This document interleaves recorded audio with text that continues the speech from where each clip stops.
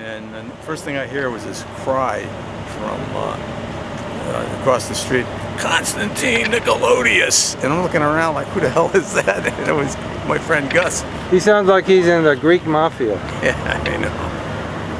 Yeah. Did he smell like garlic? No. What kind of Greek is he?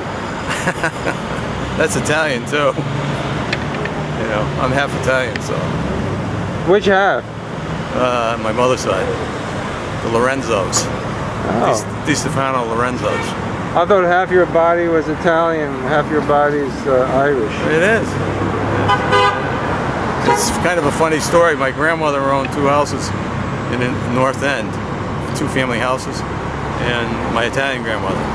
And the second floor rent to my Italian grandmother was the Sullivans. So my father met my mother. There were 7 daughters in the Italian family living downstairs. That's how he met my mother. Did you go to D&D's in Hartford? Oh yeah, sure. Yeah, all those places. Yeah, Front Street, all that stuff. So you're kind of disgusted at what's happened to our country and to Hartford and... Well, I still love Hartford, but I mean it's hard to accept. You know, the decline of Hartford and the violence. You're getting older and the violence. It's like your beard's turning gray. Yeah, right. Well, I did all the street marches too. In the North End, yeah, 10 years ago. Did you march with Martin Luther King? No, Jesse Jackson. You did really? Yeah, 20 years ago. Wow. Yeah, he came to Hartford. He came to Connecticut, and he marched from Bridgeport up through to Hartford, and then we picked him up in West Hartford and marched through West Hartford, down Scarborough Street, into the North End, down into Bushnell Park. Yeah, actually, I served him breakfast. Got a blessing from it. Jesse Jackson made bacon and eggs for everybody? No, it was at St. Thomas School over in West Hartford, and in the cafeteria. And volunteers made the breakfast. That's where he ate. That was all part of it. What'd you have for breakfast today? Today, cereal. Rice Krispies Cheerios. Coffee. Breakfast of champions. Yeah. I always like cereal. So where did you grow up? I grew up on Planet, Brooklyn, New York. Oh, Brooklyn, okay. Yeah, Gus was from Queens. He was? Yeah. What are you going to do the rest of your life? I'm doing it. Just marching and growing your beard? No, not just marching, you know.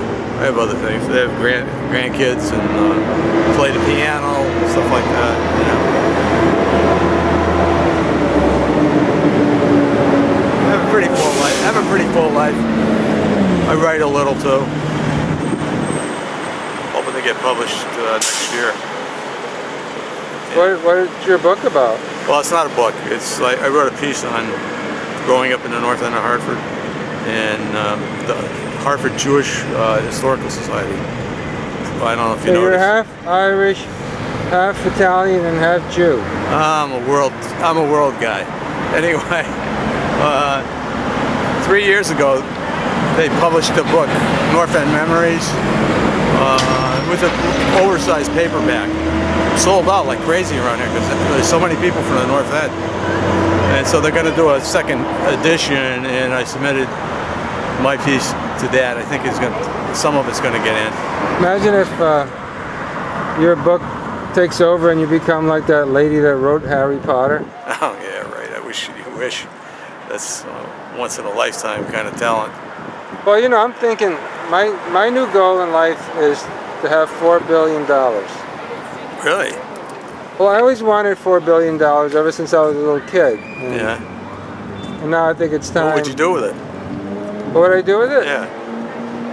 Let's see. I'd put it under the carpet. You'd have to have a lot of security then if you put it under the carpet. Yeah, then I could wear new socks every day. I wouldn't have to wash them. Yeah, right. You you could wear new socks every hour with that kind of money.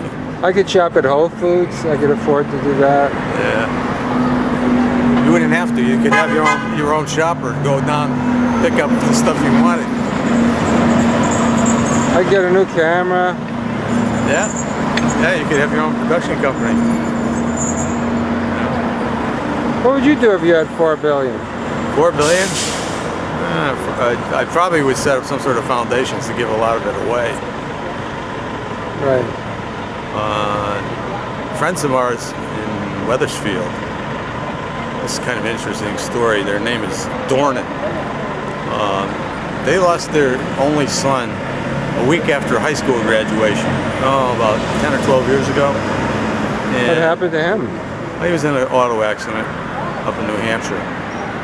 Fell asleep at the wheel, the car flipped, 2 kids died and 2 kids survived.